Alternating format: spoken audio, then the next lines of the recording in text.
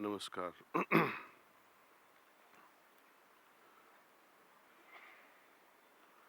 Some of you may have read an encounter of one Abhyasi with Dr. K.C. Vardachari. Goes back in late 60s. He was a preceptor from Tirupati. Abhyasi comes and sobs, cries like a baby, falls at preceptor's feet in Sastang Pranam, and continues, please forgive me, please forgive me. So, question put by Vardachari ji was, why are you so distressed? Understand you may have committed some sin, but who has not? Come back to Master when you have committed the original sin which is unique to you. All of us, we have committed mistakes and many mistakes, sins and many sins. Sahaj Marg is all about forgetting the past. It is not that we forget the past in such a way that we forget the wisdom, the learnings that we'll earn out of all this. Past is there to create wisdom in us. Babuji Maharaj says this wisdom should be used correctly. The consciousness or the river of consciousness that flows within us, it remains protected by the two banks. Just like the river, there's two banks. The opposites protects it. Imagine a person without guilt, without fear. What becomes of this person?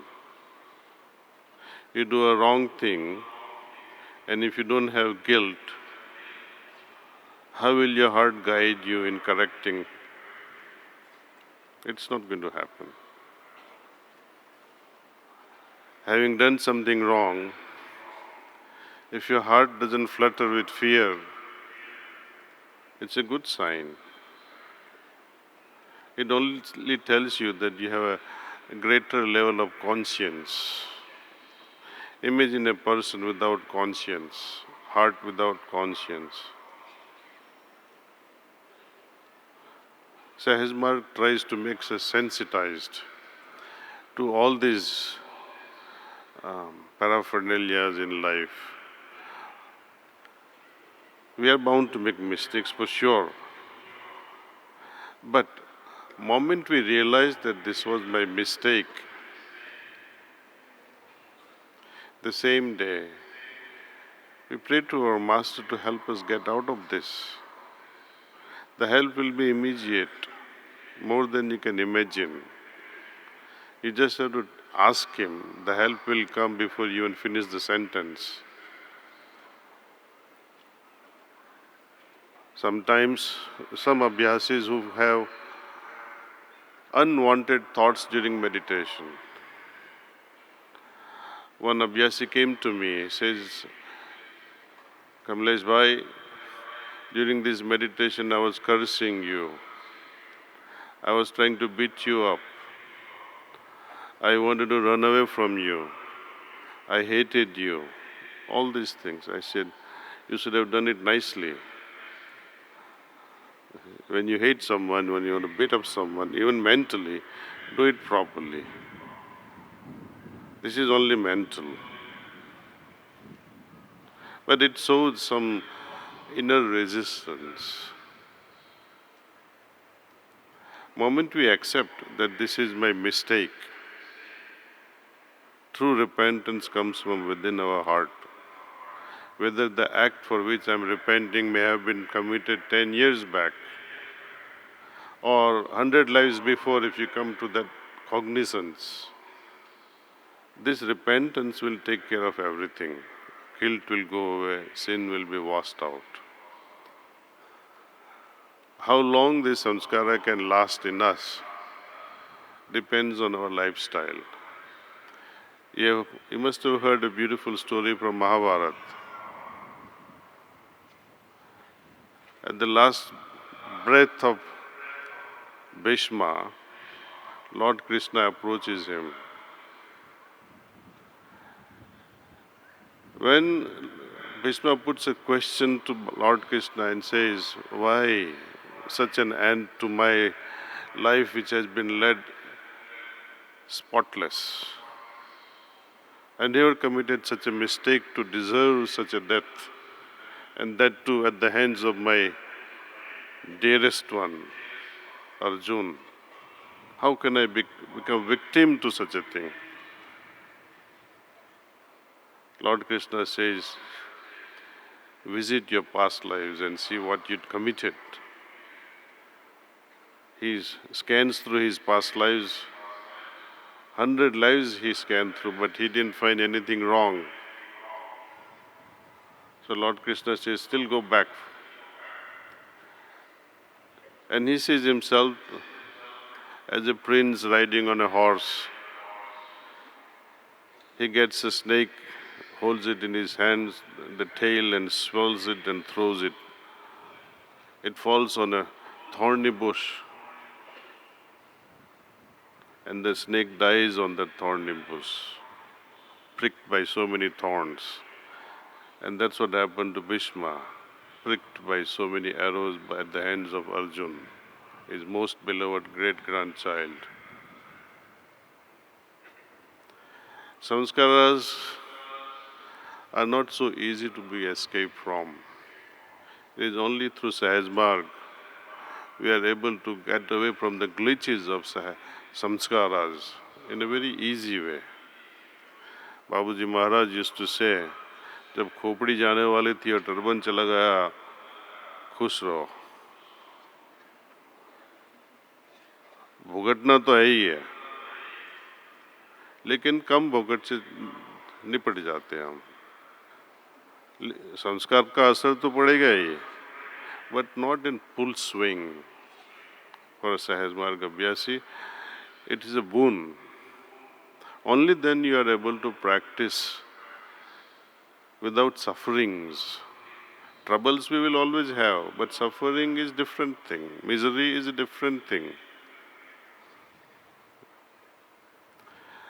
Person who goes on and on and on with the past, I think they are not nice to themselves. They should forget and move on. Samskara is nothing but overloaded emotions involved with any actions or thoughts or any inactions. Often the inaction causes so much of guilt in us. Something I should have done, something that I omitted, something I could have done differently. All this creates guilt. But my emphasis here is not to remind you of guilt. Sahajmarg is not about that. Sahajmarg is to move away from it. Moment we make a resolve, never this again. I will not make this mistake ever again. Then you are freed. You will fly like an eagle in the sky of superconsciousness. Moment you move away from the clutches of this burden of guilt. Remember this again and again, that we all make mistakes. No one can escape it. Even Avatara Purusha had committed many mistakes. Masters have also committed many mistakes and will go on making mistakes. But once, that's all. Babuji says, go on making mistakes again and again on something. Make hundreds of mistakes, but don't repeat the same. And some proverb also says in English, I'm not able to quote it exactly, but a man who doesn't work makes no mistakes. We work, we think, we live in a society. We are confronted by so many people in the office, in the bus, in the train, in the flight, so many things, in satsangs also. There will be something, somebody will be pressing on your feet. You might say, oh, why this fellow? And you might curse him also. Simple things like that can create impressions. But we have been gifted with this art, with this technique of cleaning. Every evening, or if possible, moment it happens, clean it out, so that you don't have to wait for the evening. Evening will just do the final job. And if it still remains, beseech the help of the great master. Cry like a baby and say, beloved master, please help me. I have committed this. I will not do this again. That's all. Make peace with yourself and go to sleep. Guilt, we should not carry it. But to remain proud of our misadventures and say, oh, I did it and nobody knew about it, then you are masking the guilt, which will get buried in your subconscious. Such guilts are difficult to clean. Such samskaras are also difficult to clean. See? Often our mother or father would just simply ask a question. Did you meditate today? Imagine the answer from a child. You're always telling me this. Don't you have something else to ask? I'm telling you, the same thing has happened again and again, repeated in my family also. When I tell my daughter-in-laws, did you take individual sitting? They would laugh. You always remind me of this. I say, who would remind you otherwise? If you had taken it, I wouldn't remind you. But then they take it. Sometimes in a positive spin, sometimes in a negative spin. See? They say, you're always criticizing me. It depends on a person to person. Some person will be saying, oh, wow, Daaji has reminded me, he's so caring and so loving. Who would otherwise remind me? But if you say, oh, he's always criticizing me, then there is a problem, see. It's an attitude problem. It can sink into the deepest level of guilt. Recently I gave a speech and reminded our youth not to do certain things. But then one sister wrote me a nasty letter, I tell you. I'm sure she is here too. She said, you are like a priest. You go on reminding and increasing my sins or my guilt. That is not my intention. It is your conclusion.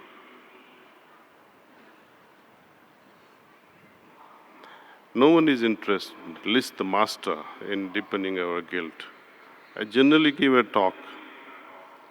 When I speak about importance of regular meditation or the regular practice, some of you will surely feel guilty because now you have to revisit your life. Am I regular? And if you find the answer no, how will you feel? Naturally guilty. And who is going to get massacred? The messenger who brought the bad news of your irregularity, your master.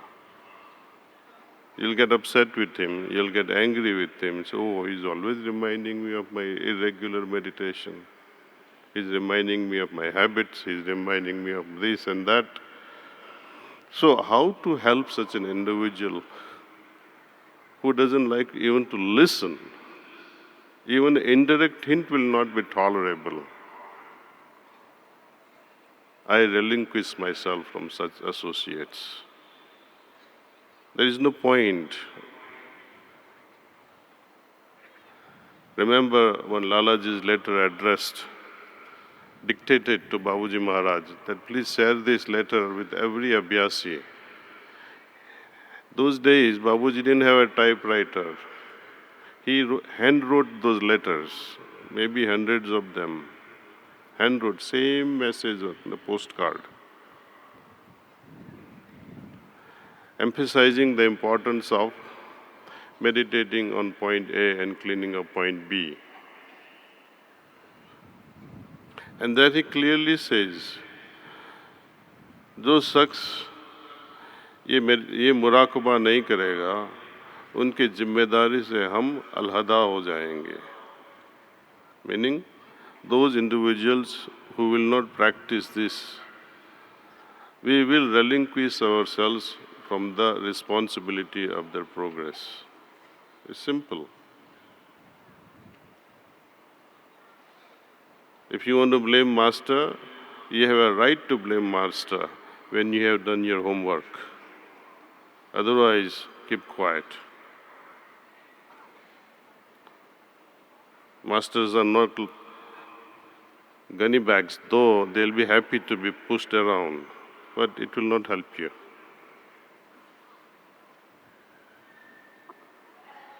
Again, coming back to this aspect of past and the future, both have to be dropped if you really want to make a progress in spiritual world.